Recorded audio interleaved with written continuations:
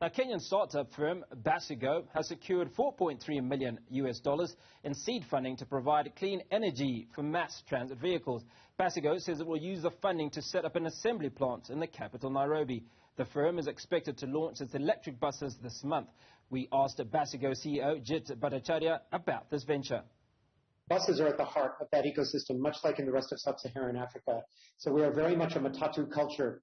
Matatus and buses account for 40% of the trips here on a daily basis. So this is how the majority of people here move around. But as we know, these buses are also an enormous problem. These are diesel-powered buses. And in the very early days of COVID, we actually had a really remarkable experience here in Nairobi. And that experience was the government, in getting a handle on the pandemic, actually forced buses and trucks to stop operating for a number of days. And in just a few days, the air here in Nairobi completely cleared. We were able to see Mount Kenya clearly for the first time in almost 30 years. And that's really the moment when we recognized, okay, look, this is an opportunity. It's not just an opportunity, it's a necessity. This is a change that we really need to happen here. First and foremost, because of air pollution, which the WHO now acknowledges is has one of the greatest impacts on human health. But for another reason, here in East Africa, we have a remarkable resource, and that is over 75% of our electricity is coming from renewables. And so not only could we, if we transitioned our public buses over to electric, not only could we have a remarkable impact on air pollution, we could also have one of the most significant climate impacts on climate emissions of electrification of transit compared to anywhere else in the world. So that was really the inspiration and the motivation for us saying, not only do we need to try this, we need to absolutely make this work. The world is ready and needs this change to happen. Well, you've been able to fundraise, I think, a little over $4 million. What is that money going to? Commercialization of our business model. So as a business, we currently have 2 electric buses from our partners at BYD, which we have imported here into Kenya. We're putting them into pilot operation. And this is really for us to understand the performance of electric buses, demonstrate the performance of electric buses to this market, which has really only had diesel as an option for decades now. So we're going to demonstrate this new technology. But demonstration is not enough. What we want to do this year is actually to start selling and delivering buses. And this $4 million that we just raised is going to allow us to do that. The other key thing that it's going to allow us to do is to launch local assembly. So in order for an electric bus here to be able to compete, it needs to be locally assembled. That's partially because of the tax regime, but also because we want to build East Africa into an electric vehicle manufacturing hub. We recognize that opportunity. So this $4 million will be going towards commercialization and the launch of local assembly. Now, some of your partners and funders in this business are already involved, certainly in the production or distribution of electric buses. So when we talk about upscaling, what does that roadmap look like? Yeah, I think this is where we have one fantastic advantage in our approach to this business. We have partnered with BYD.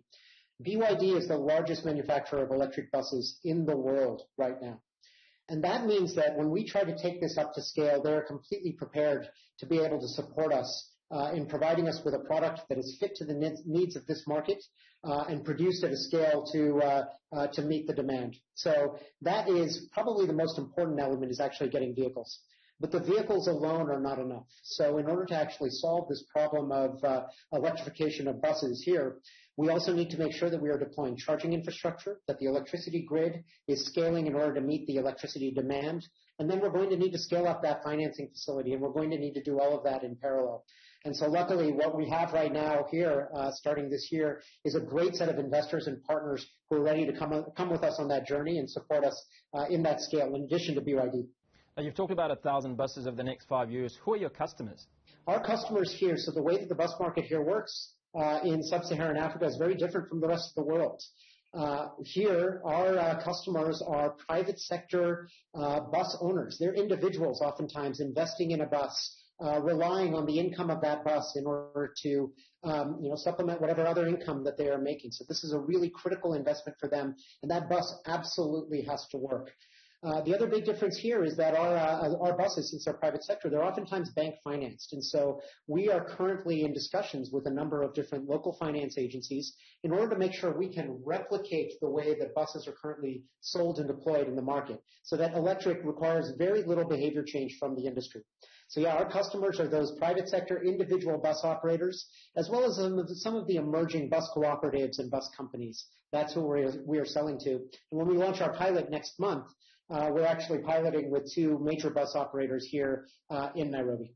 Now, Jet, very quickly before we let you go, now you've got 2 buses that are out there that you're using just to see capabilities and obviously do some form of analysis on feasibility studies, if you will. How are they performing? They are performing excellent so far. Now, they're in validation testing, so we are putting them through their paces as engineers. We're running them to their absolute limits when we launch our pilot and put passengers on these buses and have owners actually experience them in daily business operations. We know and we have confidence that they will work and they will work reliably. We're incredibly excited to see the performance. They're surpassing our expectations right now.